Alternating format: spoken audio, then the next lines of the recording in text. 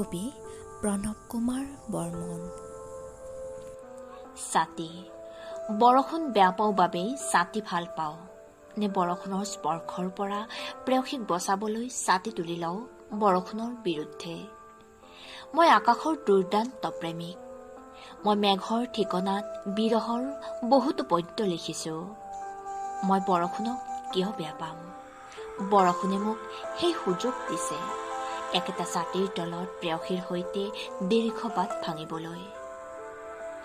বৰষুণে তোমাৰ প্ৰেম হৈ ভিজাই গৈছে মোক, কপাইছে মোৰ নৈশ যাত্ৰা আৰু প্ৰভাতৰ প্ৰাৰ্থনাবোৰক।